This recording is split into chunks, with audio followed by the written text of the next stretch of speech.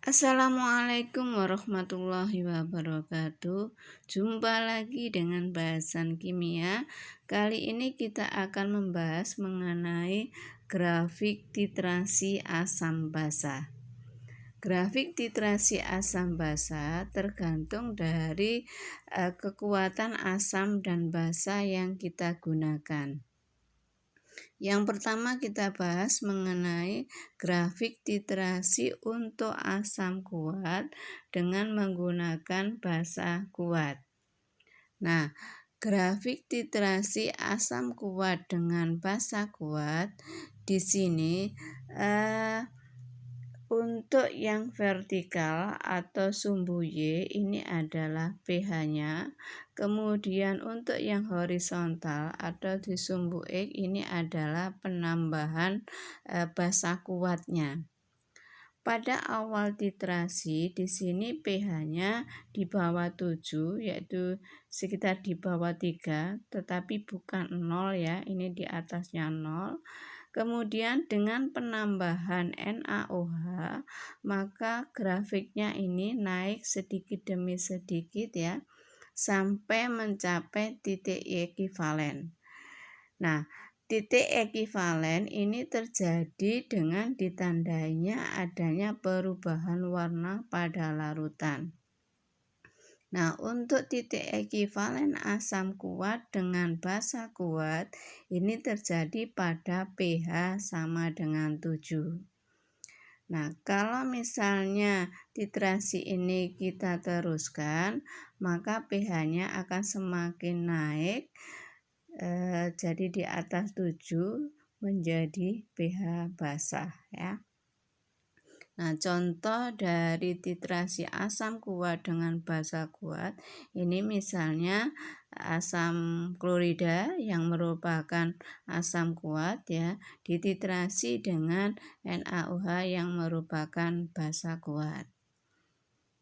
Kemudian titrasi yang kedua yaitu grafik titrasi basa kuat dengan asam kuat.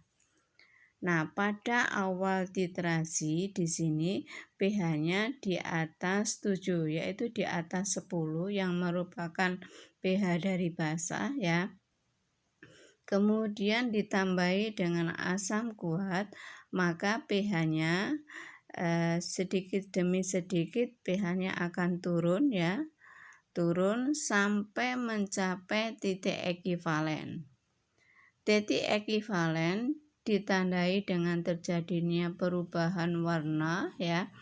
Nah, sama dengan titrasi pada asam kuat dengan basa kuat, titrasi basa kuat dengan asam kuat, ini titik ekivalen juga mencapai pada pH sama dengan 7.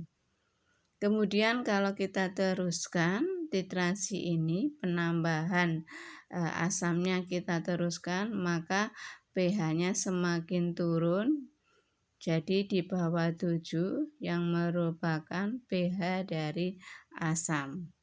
Contoh dari titrasi ini yaitu titrasi natrium hidroksida yang merupakan basa kuat dititrasi dengan HCl yang merupakan asam kuat. Selanjutnya untuk grafik yang ketiga yaitu grafik titrasi untuk asam lemah dengan basa kuat. Nah, pada awal titrasi di sini pH-nya di bawah 7. Sekitar 3 sampai 4 pH-nya ya.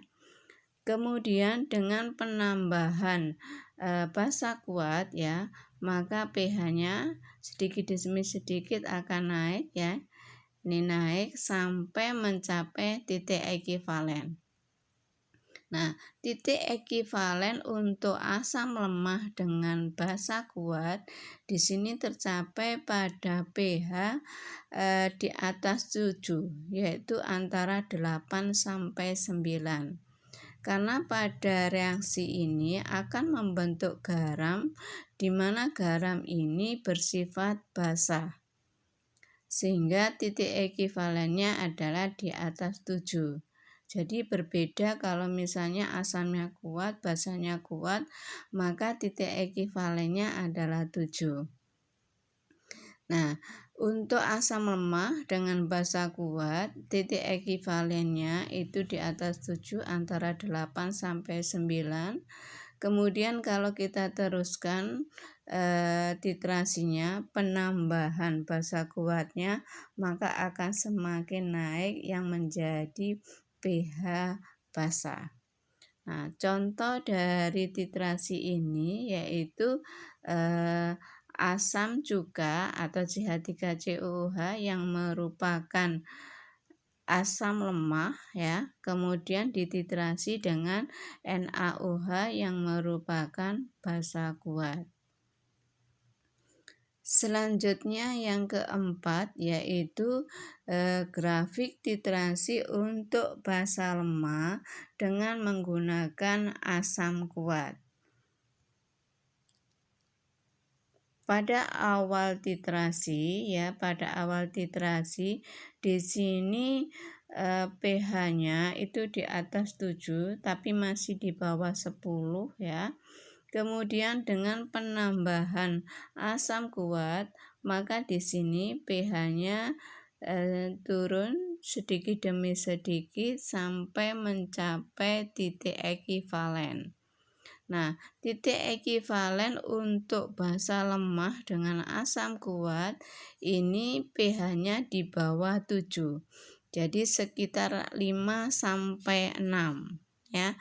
Karena untuk reaksi ini akan membentuk garam di mana garamnya adalah sifatnya asam.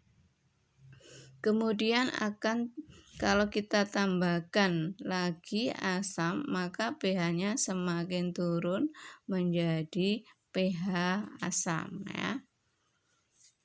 Nah, untuk contohnya untuk basa lemahnya di sini amonium hidroksida yang merupakan basa lemah dititrasi dengan HCl yang merupakan asam kuat.